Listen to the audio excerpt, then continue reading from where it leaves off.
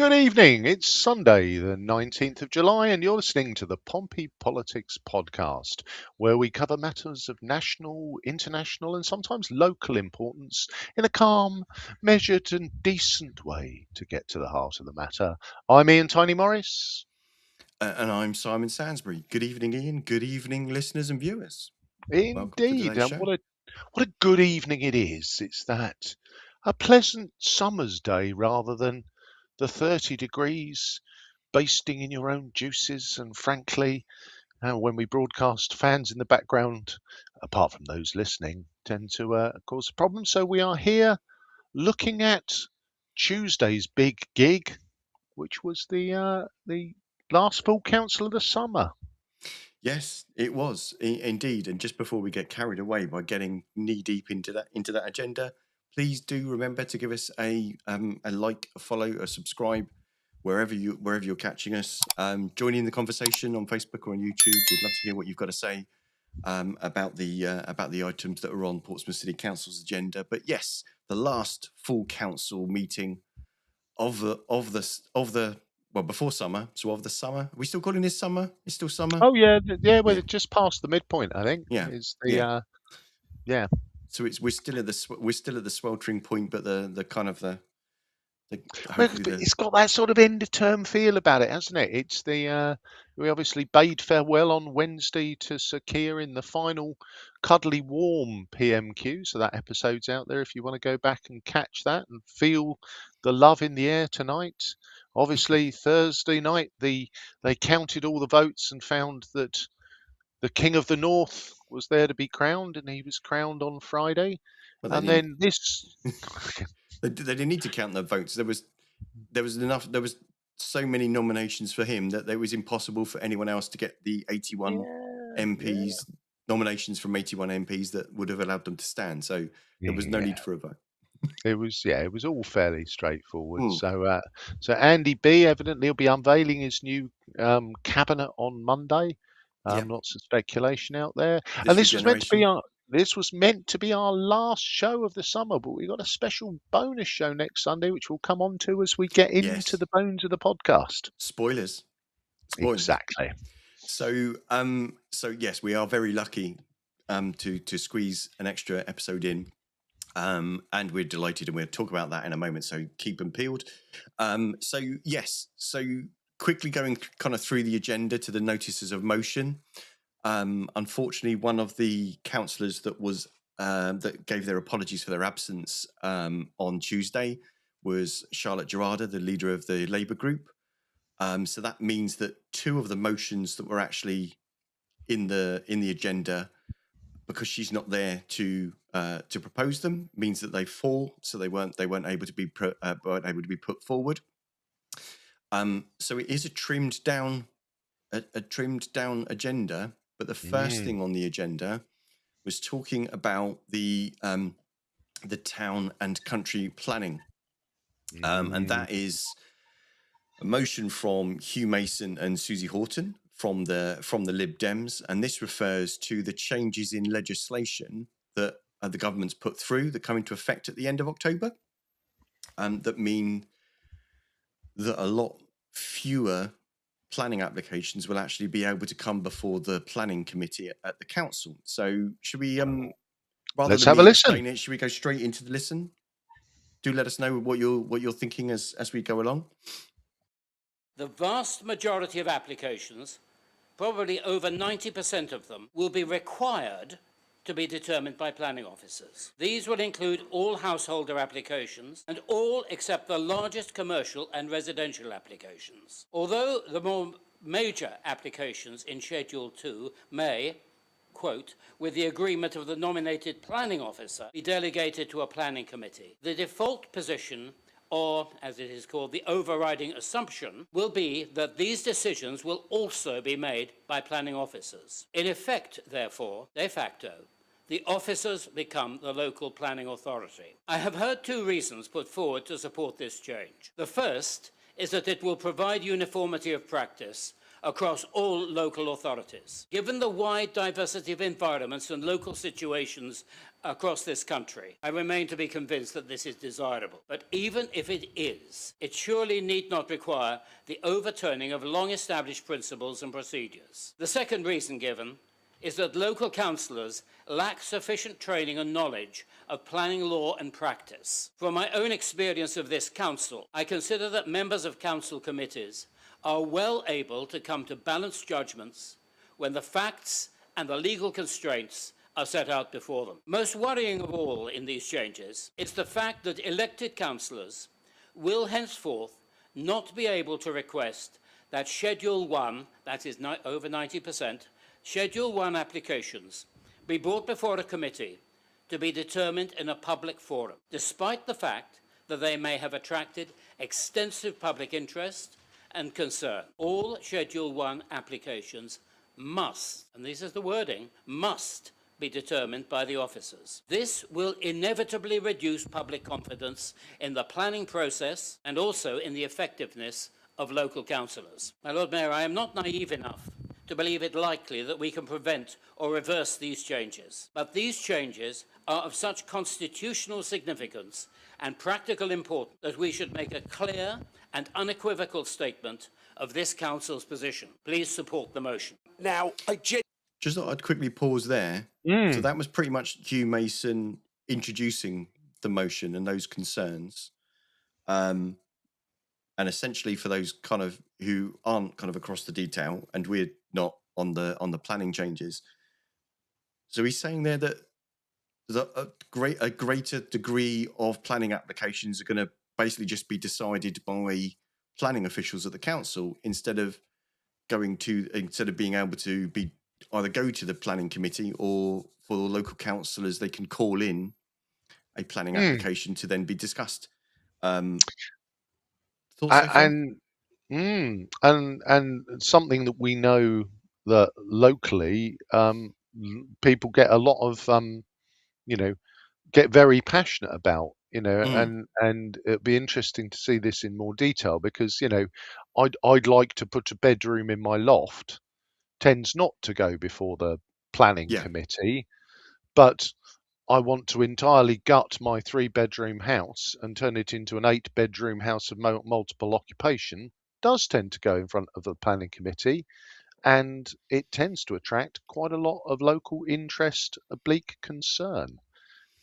So yeah, if those things are going to be, and I use the word rubber stamped, which sounds a bit pejorative, but if those decisions are going to be made by council officials with no public scrutiny, it's going to be interesting where this takes us. Yeah, I guess just to play devil's advocate, I guess the flip side of that would be if you were a developer, if you meet the standard, your application is going to be approved. Oh yeah, and that is the flip side, isn't it? It is that piece where, again, under the misunderstanding of the power of the local councillor, you need to object to this. Well, I do object to it. I don't like it. But unless it actually breaches planning law, then, realistically, you may not like it, but you haven't actually got any legal grounds for objection. No. And often you see this at impasse where the planning officers come in and say, well, you've called this one in. There's no legal basis to refuse it. So we'd invite you to approve it, because if you don't, the developer will just bump it up the chain. It will get approved, and we'll have to pay their costs. Yeah. So yeah, there's a bit there. So coming next, we've got Joe Standen. Genuinely believe that this legislation is taking away the right of the people to have a say. As Councillor Bosher said, what we've got to remember is we are elected into this chamber to be the voice of the public, and this legislation is taking it away. And that is why I believe, and as Councillor Mason put so well in the paper, this is a complete and utter affront to democracy. And that is why I'll be supporting this motion and the amendment 100% today, and I hope everyone else does too. Thank you. So now I have Russell Simpson, Councillor. Thank you, Lord Mayor. I've been waiting the wrong seat, it seems. I welcome this motion and the amendment and the continuation. July, near enough exactly a year last year, I brought forward with Councillor Madrick a lawful development certificate and amendment from Councillor Mason. Did we get a reply from Secretary of State? No. Then we followed up again. Councillor Spencer brought a motion forward, which I seconded.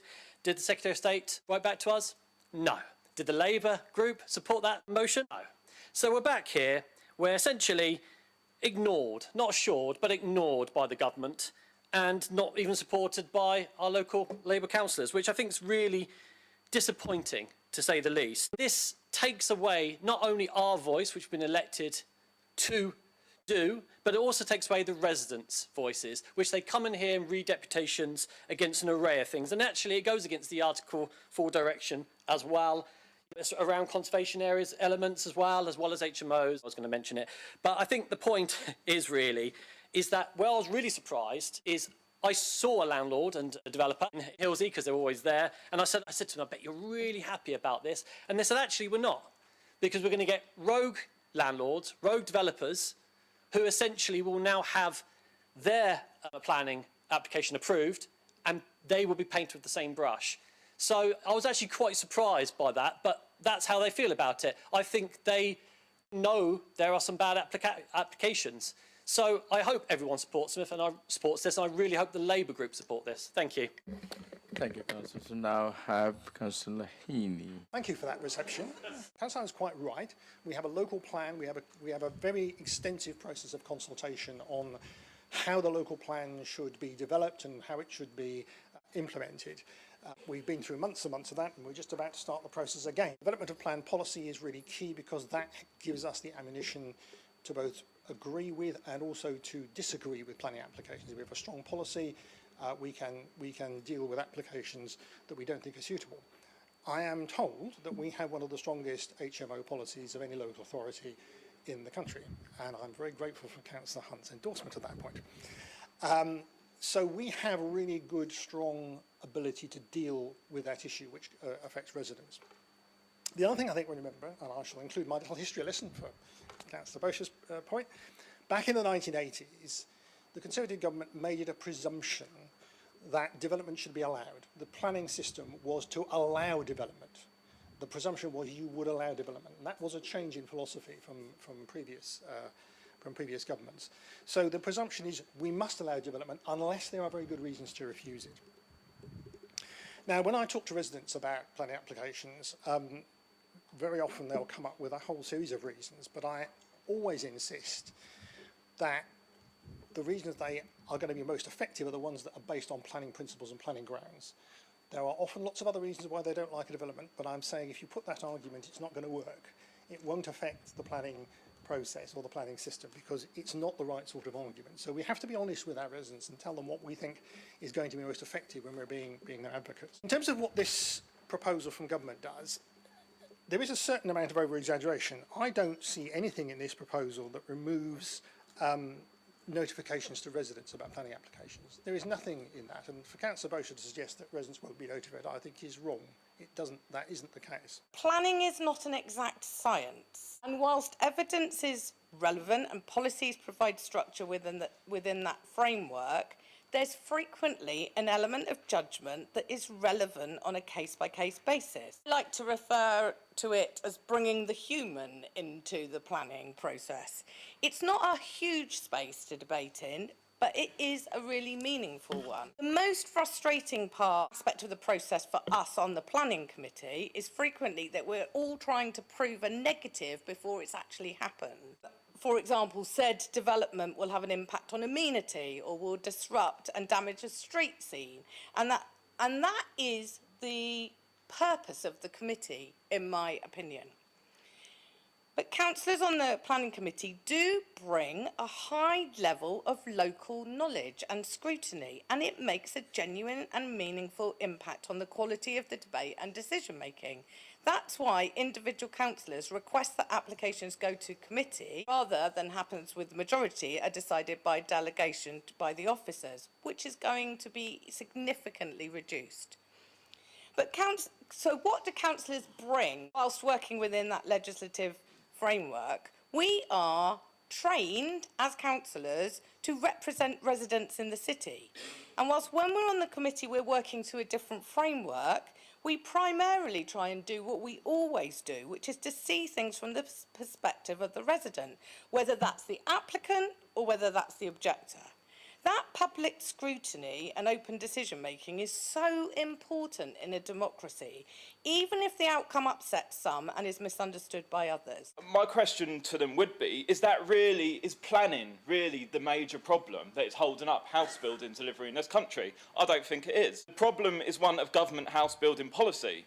And for a start, I think there's been an over-reliance on the private sector building houses in this country. And look what they've delivered. Nowhere near what's needed, and specifically the wrong type of housing that's needed, in the wrong places, the wrong sizes, not family houses where people need it, tiny little rabbit hutches that they can maximise the profit out of, most likely in commuter towns from London where realistically people don't want to live. Also, building on that, there's many sites, many big sites across this country where planning permission exists and has existed for years, but they're not being built out. So if the problem was really one of planning, then why aren't those sites being built out? And the reason for that, again, comes back to profit and the role of the private sector in dominating the house building industry in this country. The big house builders, on a commercial scale, land bank sites, and they buy up the planning permissions. They stop anyone else from building there because they haven't got the rights to do so, but they won't build it out themselves until it's profitable to do so, which might be in 5 years, it might be in 10 years, it might be in 20 years further down the line. It might never get built out, but at least they've had that right to make the profit and stop anyone else using that land in a socially beneficial way. And I think there's a local example we can look to where this is a good contrast to what's happening right now. If you look at what's happening on the Vivid site in Tipner, those properties are being built out pretty quick. And I think this every time I go past. There's a new story on that building. There's a new story on that building. Am I just imagining this? So I went and looked at what the research says. And in 2025, there was a government report on house building which found out that housing associations and other non-for-profit housing delivery providers build out their sites twice as quickly as the for-profit providers, which to some people might not make sense, because surely you'd think these house builders want to build homes as quickly as possible to maximise their profits. But what they don't want to do is flood the market. If they've got a massive site and they deliver 1,000 homes in a year, that's going to depress the prices. It's much more profitably, that seems counter to logic, but it's much more profitable for them to build 100 homes over 10 years. So just to cover through who we counselled, so that was Russell Simpson of Reform, who often speaks quite passionately about HMOs, Graham Heaney, the deputy leader of the Labour group, Suzy Horton, who is the chair of the planning committee, and Councillor Cal Corkery, who's the independent independent councillor in Charles Dickens. So a variety of things kind of said there. What's your thoughts? Well, it's one of those things where this is obviously it's a complex area, isn't it? Because there is that piece around representation. There's a piece around, planning is something that gets people very vexed. Cal at the end there spoke very eloquently, almost giving a kind of overview of, his position on house building and, how almost the market is being engineered to not provide social housing. Which I'm not sure is linked to the motion itself, but I know housing is something Cal feels very passionately about. I think that the challenge with this one, more than anything else, Simon, is it's I'm kind of a bit torn after that to try and work out, is this just a tidying up of admin that stops NIMBYism holding up much needed development, or is it taking development away from public scrutiny to be, and I'll use it again, rubber stamped in darkened rooms so that transparency is lost? I'm not sure. Well, me either. I think I can see there's cases on kind of either side. It seems strange to withdraw that democratic and public and visible oversight. But at the same time, is that really what's kind of holding up the issue with kind of planning? Is that the kind of the thing? Just to clarify, the motion was essentially calling for the leader of the council to write to the minister concerned, expressing the council's concern of the changes on democratic local government, which I'm sure isn't something they're not aware of.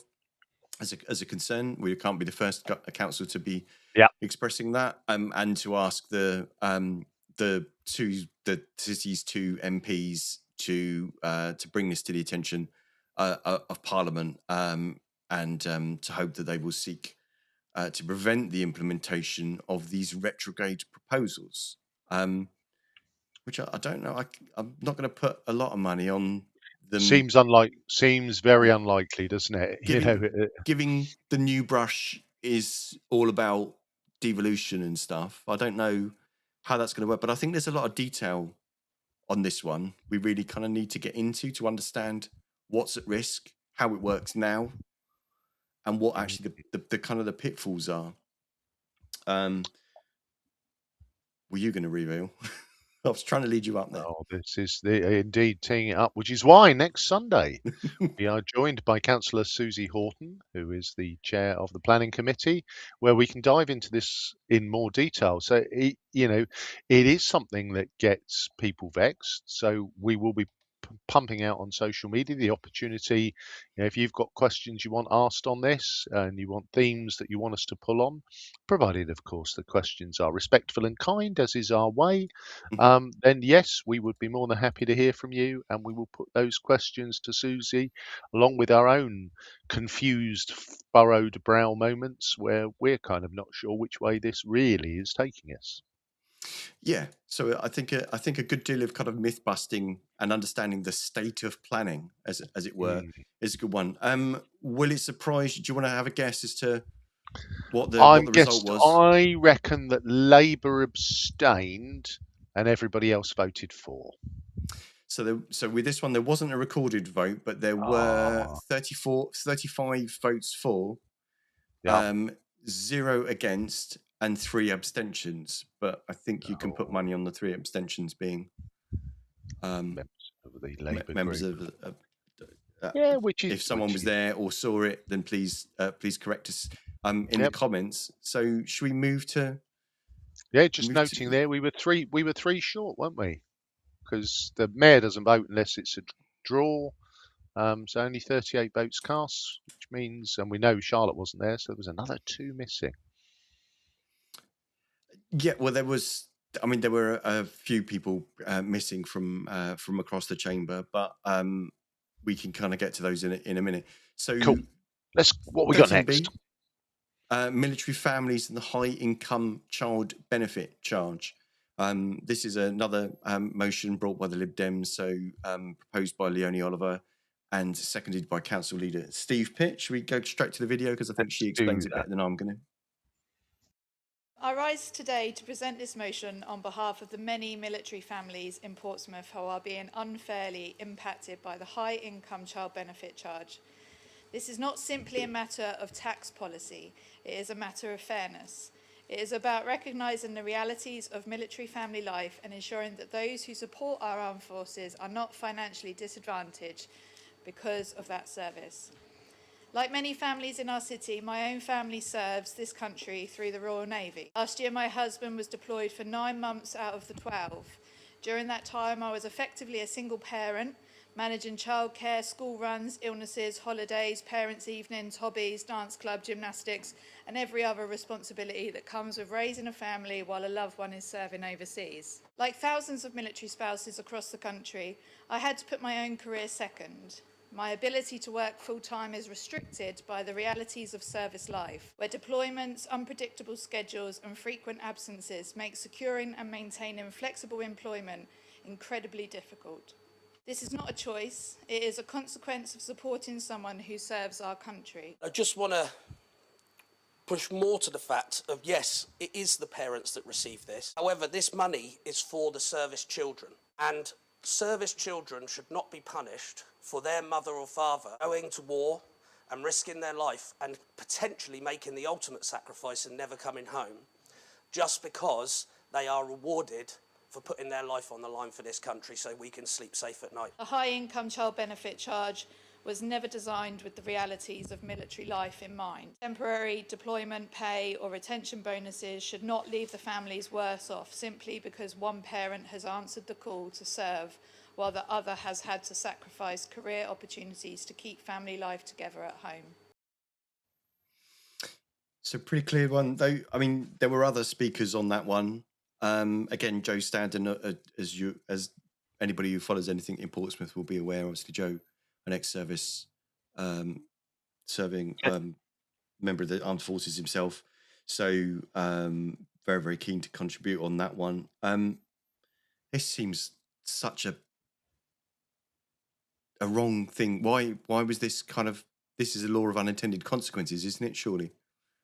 Well, this is a difficult one, because if you look at it through if we frame what it effectively means, is that you get child benefit up until a tipping point where if you earn too much, you don't get child benefit anymore.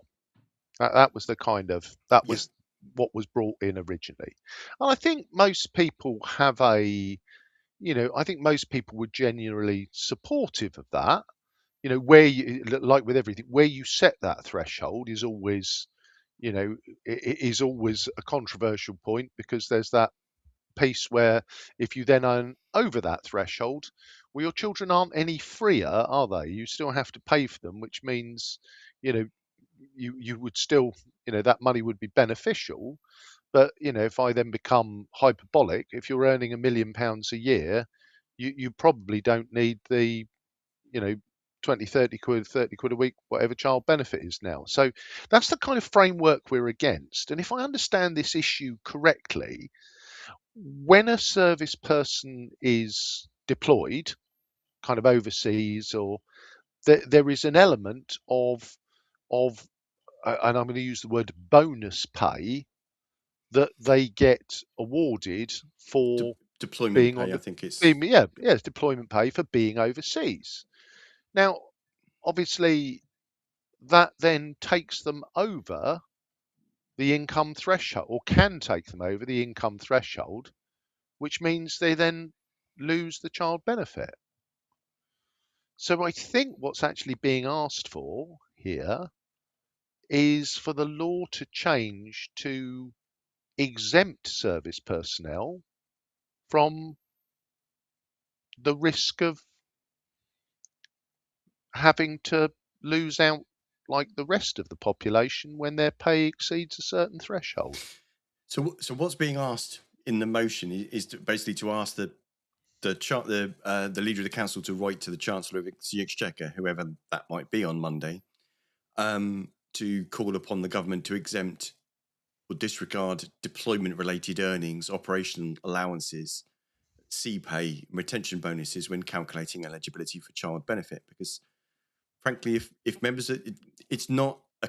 I get that if you were looking at the numbers, and again, just a hyperbolic extreme, a difference between a banker suddenly getting a pay rise, or suddenly getting a massive bonus, or suddenly getting a promotion is a different thing to a member of the armed forces who doesn't have a choice that they're staying deployed, or doesn't have a choice that they're actually really in harm's way, and therefore is getting extra allowances because of the nature of their deployment.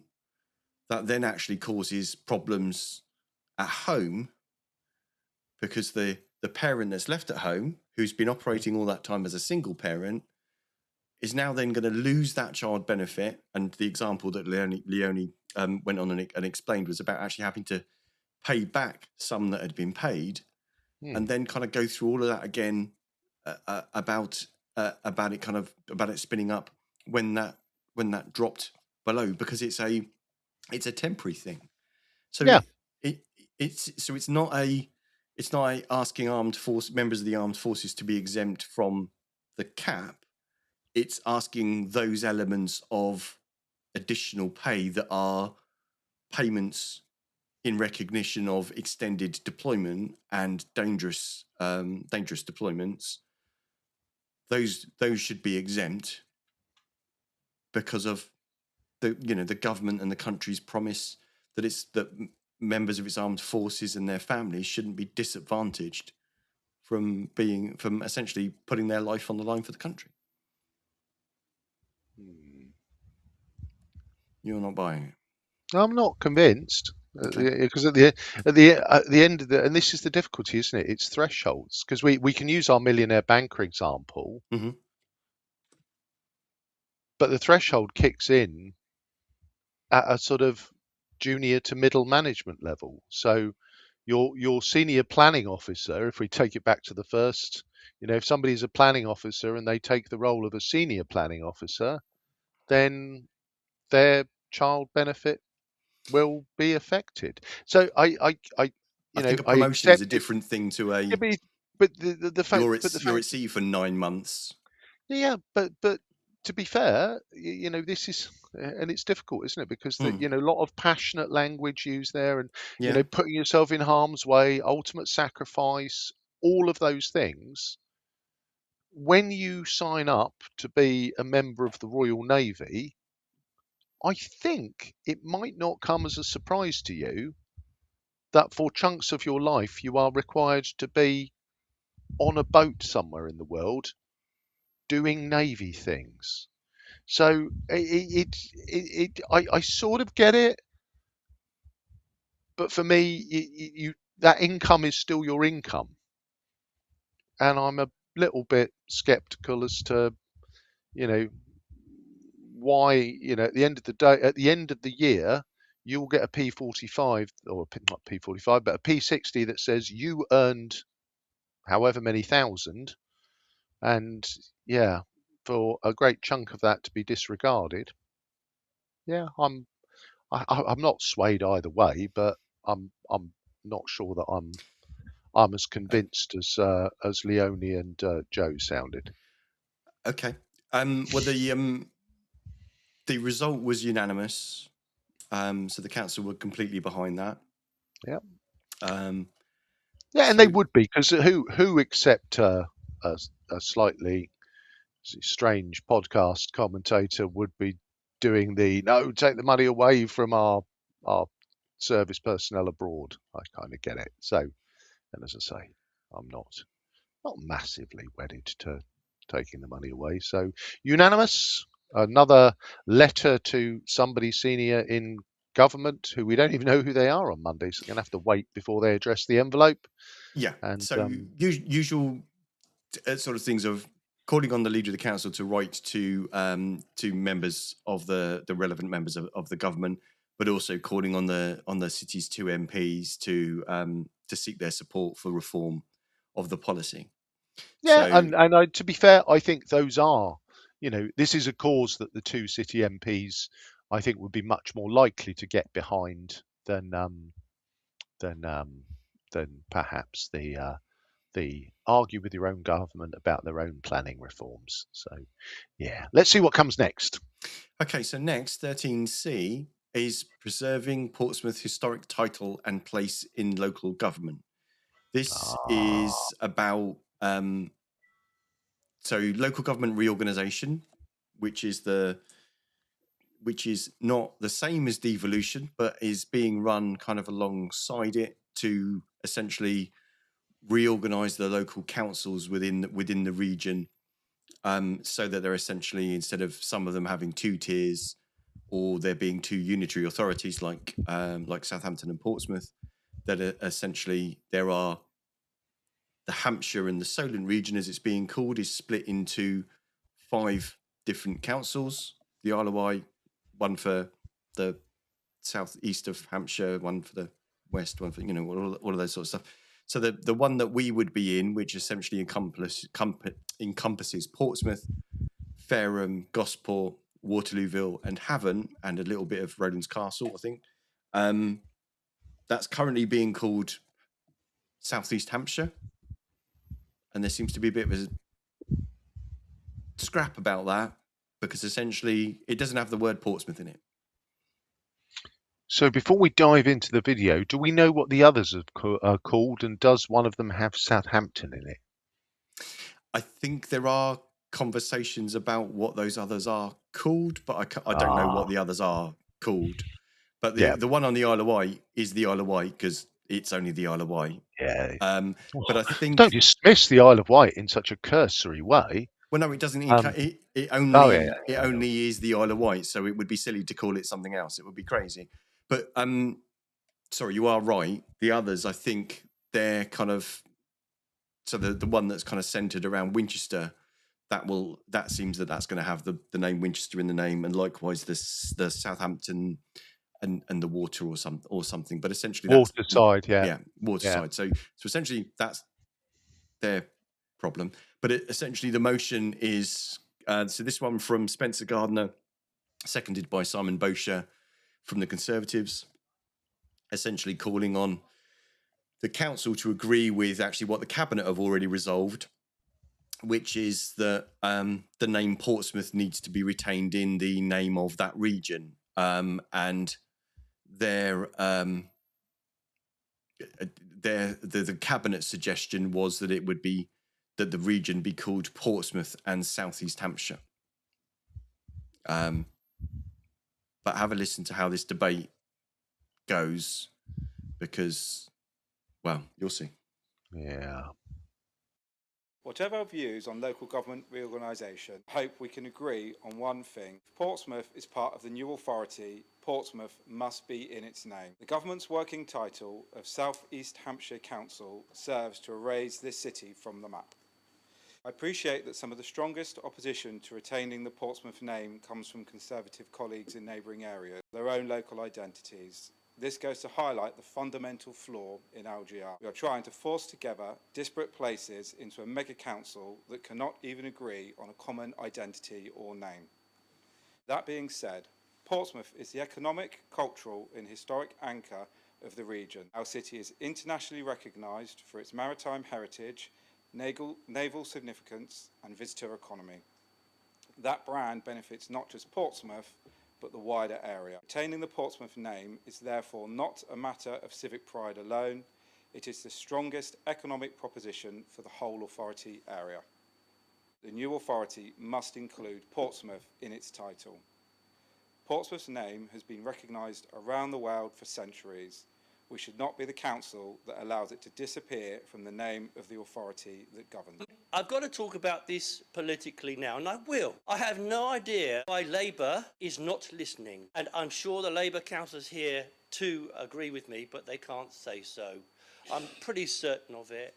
They saw colleagues recently lose their ward council seats in the north of the city and in the south of the city, and it will be repeated again in May 2027.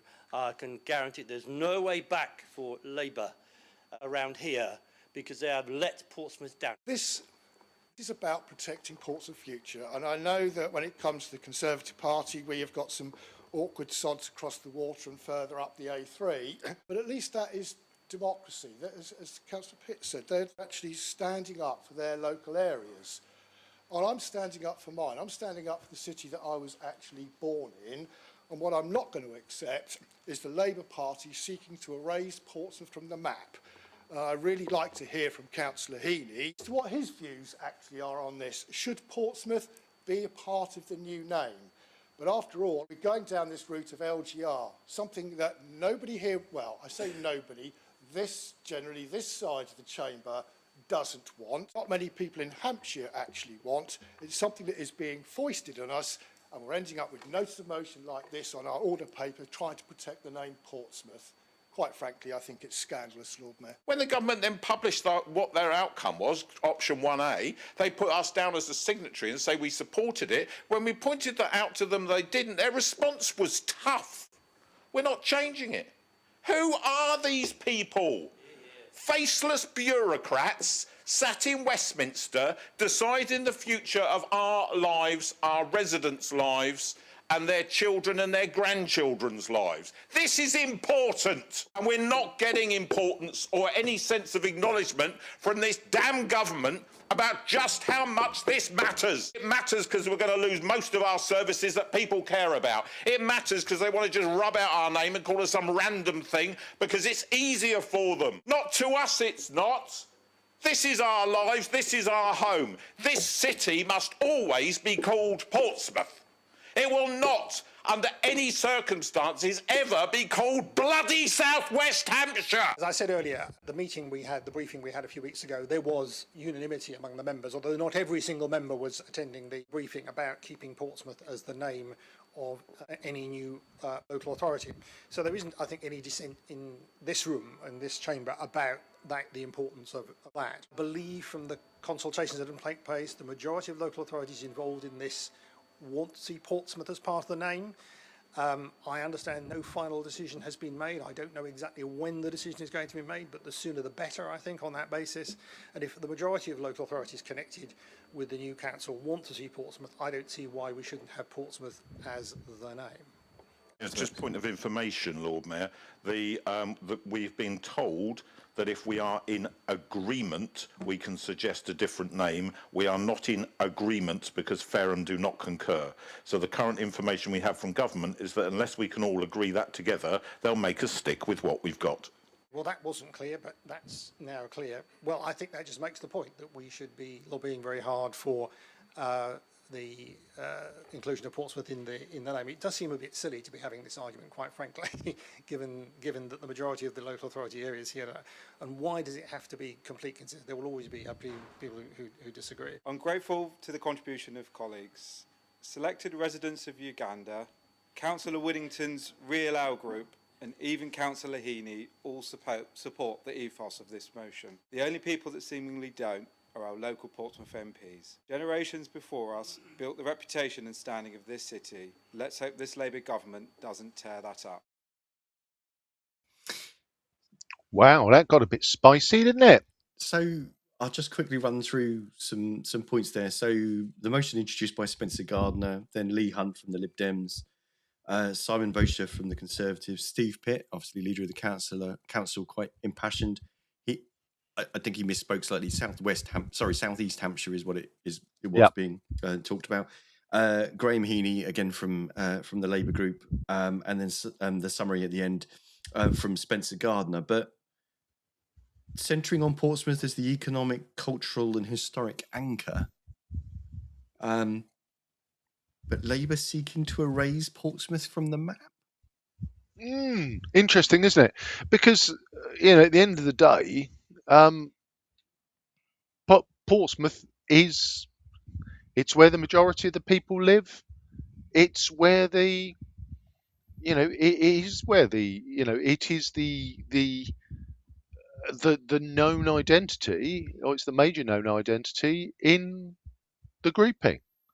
And it seems absurd to me that you wouldn't include Portsmouth in the name. I mean, I would have gone further. It was a presumption to me that it would just simply become Greater Portsmouth, in the same way that Manchester, Greater Manchester became. If you look at having spent some time up there with work, yes, you've got Manchester, but you've got Wigan and Oldham and Lee, and all kind of towns with very proud histories, cultural identities, a lot that kind of makes them adjacent but not part of. And there's a bit of me that's like, well, this all feels a bit. It all feels a bit silly. But there's also an element of, I guess, the bigger picture, isn't it? Is that there's Fareham, Gosport, Havant, Waterlooville. Those. It seems odd to me that one of those can effectively veto. Yes. So what Steve Pitt said there was that apparently the government have said, well, unless all of you agree on the name change, and apparently Fareham don't agree on changing it to Portsmouth in Southeast Hampshire, then basically you can't. But as Spencer Gardiner said, well, that kind of demonstrates the problem, doesn't it? You've got all of these different entities, and if we can't even, you're forcing them, to work together and to become one unitary authority, but they can't even agree what to fucking call themselves. Well, and that's where that problem lies, isn't it? Is that if you look at it, and it is a thing about identity, and I get it. Mm. Only a couple of weeks ago, it might even only been last week. We were talking with residents and councillors from Hayling Island. Yes. Well, Hayling Island is part of Havant Borough Council, Mm. as is Emsworth. Yeah. As is Lee Someone did Park. actually remark, you try telling someone on Hayling Island that they live in Havant and they'll bite you. Exactly that. So it is a kind of, it is about an identity, and it's about, well, one What's of in the the name? things well, it's one of the things that's often been said about Portsmouth. Whilst Portsmouth has a strong collective identity, there's often been a thought that there is a little bit of kind of village mentality, around some areas of Portsmouth, which have very strong kind of cultural identities. If you go into Baffins has a very strong Yes. identity. Yeah. There are people who believe that Cosham and Drayton aren't really part of Portsmouth Don't because start. we've crossed Don't the start. divide. But I get what you mean. You get the same in Milton or in yeah, Stampshire and in oh well, Buckland yeah, probably. So Milton. it's You know, Milton is a law unto itself, isn't it? So you kind of get a bit of that, but I guess there is an interesting piece, isn't there, with this whole. For me, there's something very interesting going on at the moment about this whole thing around devolution, greater power, and representation. yes. And if we draw that line through it, we look at that conversation we had around Hailing, and the fact that they had 6 councillors, and going forward it looks like they'll have fewer, so that means that perhaps a parish council is the way forward. Portsmouth has 42, which is obviously the answer to the universe, and when they all come together, that number will almost certainly change. So this kind of, and as Steve said whilst banging the desk passionately, faceless bureaucrats in Westminster. I mean, he sounded a touch reform at We're that going to point, take didn't back he? control. So just hold that thought for a second, because I've got some really good contributions from follower of the pod, Tim Owens. So there's some. Forgive me, Tim. I'm going to have to abridge them because they're very detailed and some quite lengthy ones. But he talks about the oldest settlement in the area is actually Porchester, which is located in the borough of Fareham. Yep. Haven't listed in 1086 Doomsday Book. So there's lots of kind of other stuff there. And he also mentions that although he agrees that Portsmouth should be a name, actually it's only 40% of the area's population. So it might be the largest single contributor to the population, but actually the rest of the area is 60%. So in that respect, so the thought that I just had, and again, someone might just kind of point out that that's kind of like that's a crazy idea, is not being funny. Whatever the government say, once the damn thing's constituted, can't it vote to change its name if it wants? If it then agrees, and you just get a simple majority to do that. I don't know. And the other point to clarify is, of course, the city of Portsmouth will still exist. No one's changing the name of the city. It's just it will be part of a unitary authority that, under the current proposals, doesn't have the name Portsmouth in it. So do you end up with something like, I mean, you kind of down the coast to the west, you've got Bournemouth, Christchurch, Poole, you've got BCP. I'm assuming they couldn't agree on something either, so they just put them all in. And so do we become PFGH? I don't... Doesn't roll off the tongue, does it? But it doesn't. And to be fair, those bastards in Fareham, they can go last. So whichever way it rolls, if they're the people that are holding this up, then they are the, I'm not one to judge, but they are morally reprehensible. at this point. So that's us buggered for getting anyone from Fareham to come on the show again. Thanks, yeah. Ian. Well, no. To be fair, they've never really shown up, have they? So no friends of have. We've had people on from Fareham. Yeah. Well, that's before they turned on us. No, I think. I mean, ultimately, and I'm, people. Yeah, I know you're being playful, but not really. No. not entirely, but not entirely. But I just think that, and it's difficult, isn't it? Because you've got, Portsmouth is looking to push forward. It is, I mean, I guess part of that passion and frustration and, particularly for Steve, because whatever you might think politically, Hampshire has got a massive budget deficit. Yes. Southampton has got a massive budget deficit. The Isle of Wight has a massive budget deficit. Portsmouth does not have a massive budget deficit.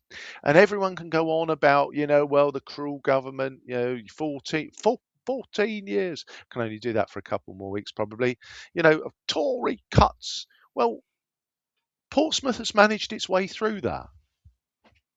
Portsmouth has done the right thing. If nothing else other than to reward Portsmouth for doing that bit well, you should get headline billing on whatever the bloody thing's called. To me, it makes perfect sense. I can appreciate that some of our listeners in the environs of Havant, Waterlooville, Hayling, Gosport and Fareham might not feel entirely the same. So it's almost like this arm folding exercise. Well, if we can't have our name in it, you bloody can't either. I don't know. But the other thing that's the other thing that's been interesting is this has kind of descended into a bit of a Facebook point scoring exercise because Portsmouth North MP Amanda Martin has then taken to social media to criticise Steve Pitt, saying that he signed up for the name, and he's pointed out that he didn't, and that's not what he did, and he didn't sign up for the name. He just said, if you're not going to do our preferred option, which is to leave us the bloody hell alone, and you're forcing us, we'll go with the grouping option, which was 1A. Yes. But he and what Steve Pitt has said is that he's never put his name to saying that he agreed with that title for the area. Yes. We don't have the receipts, we can't go through that, but it's interesting that there's that kind of level of disagreement. But if on one hand you've got someone trying to defend the government and say, well, this is what you agreed to, well then surely, as was said in the clip, get agreement on changing it then. Or change it once it's constituted. Vote to get it to change its name. I don't know whether constitutionally that's permissible. That's one to ask and someone. There is a thing, and in my work life, I have just been putting together new regional groupings. Okay. And one of my regional groupings has been effectively the southeast of Hampshire, including Portsmouth. And so the question for people who aren't native say, well, okay, well, how do we know? And there was a very simple way for me to answer that question. PO postcodes. Yes. If you're in Gosport, you're in a PO postcode. If you're in Emsworth, you're in a PO postcode. Yes, I mean, to be fair, so is the Isle of Wight, but... Yeah, but there's an element of, as you dismissed it, so it's only the Isle of Wight, you can tell that that's not part of Portsmouth because there's a big bit of green island. wobbly stuff between us and them. But there's an element of, I didn't see those NIMBYs and kind of people of Fareham complaining about having a PO postcode. Well, we don't want a PO postcode. We want an effing postcode to represent our Fareham-based identity. No, you're part of Greater Portsmouth. Get over it, sweethearts. So we've got some, and thank you, Tim, for those fantastic contributions. We've got a couple more contributions that I did want to include. So so Grania, who's a Green councillor in Emsworth, if memory serves, and apologies if I've got that wrong. Yeah, no, that's spot on. Has said she gets the argument to include Portsmouth in the name Portsmouth, a name that is known throughout the world from Havant, hopefully for good reasons, hopefully. But thank you. And then again, but then so is Chichester. I mean, Chichester are over the.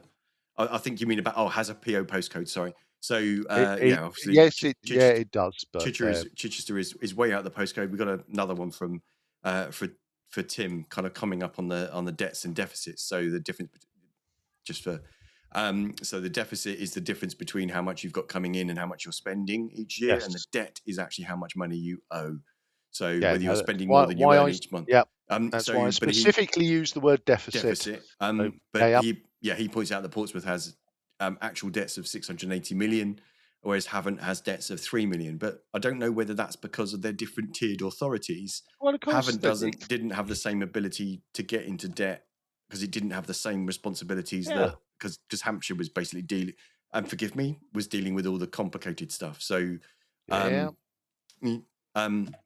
he quite rightly points out, so if that 680 million debt goes belly up, then then that would be a problem. So yeah, but that's like saying that the house that you live in is that's a debt.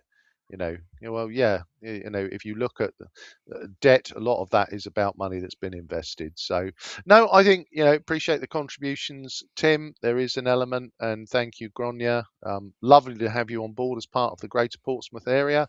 And let's look at it. If a podcast and myself on the right of politics in Portsmouth and the Green Councillor from Emsworth can agree, then everybody else should agree as well. I think nice and clear. Well, okay, that definitely makes sense. But do please remember to keep the comments flowing. Do give us a like, a thumbs up, a follow, subscribe, etc. Wherever you're getting us. Give us a review if you're listening. But there we go. So, good Lord. What? It's just struck me. What, the time? No. Okay. What? I don't want to become the Southeast Hampshire podcast. Well, that's why we want it. We want the name changed, right? Yeah. We don't want to be the Southeast Hampshire politics podcast. That's it doesn't roll. It doesn't flow. Yeah, I mean, even if you took, I mean, it's just too. Even if it was PFBH or even HH, if you have Hailing and Havant, then it needs a couple of vowels in there somewhere along the line. It's kind of like three from the top, two from the bottom. So it's not quite working. So will it surprise you to learn that was a unanimous agreement?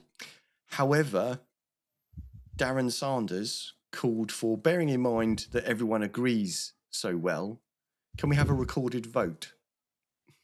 Oh, so we recorded everybody who said yes. So we've recorded everybody that said yes, and of course the people that didn't. And that even included the Lord Mayor. You were saying earlier on, it's not. They don't always actually contribute. It's quite common for them not to, unless they need to for the casting vote. But the Lord Mayor has that's Kadir who's voted there. So yes, so that one again. So lots of unanimity in this week's council chamber. 13D, just very quickly. 13D. Wasn't moved because unfortunately Councillor Charlotte Gerada wasn't able to make it to the chamber, and E was supporting Portsmouth UK City of Culture bid for 2029, which of course everybody got behind, but that was also a recorded unanimous vote, and then 13F, which was celebrating Portsmouth's centenary and diversity, that was also a motion that wasn't moved because it was one of Charlotte's. So that was actually done in 2.5 hours. I'm a little bit suspicious about those recorded votes, Simon. I think they are. You think they're teeing up for leaflets? I think they're insurance. I think they're insurance that further down the line, nobody then pipes up and says, "Oh, this City of Culture, it's costing too." Well, I don't think we should have done it. I think there's a little bit of insurance there. So, well, it looks like as they head off into the summer, mostly unanimous. Yes. No, and yeah, we shall be wearing our Keep Portsmouth something t-shirts when we get exactly that. So, and you've been listening to the Pompey Politics Podcast. I've been Ian Tiny Portsmouth Morris. And I've been Simon Sansbury. Do join us next week at 6:27 next Sunday, where we're looking at planning, fact versus fiction. So we're looking at the state of planning and explaining it and what those changes are. We'll be delighted to be joined by Councillor Suzy Horton. So thank you very much, Tim and Grania, for those fantastic comments. But we shall see you. We shall see you then. Join us next time, 6:27.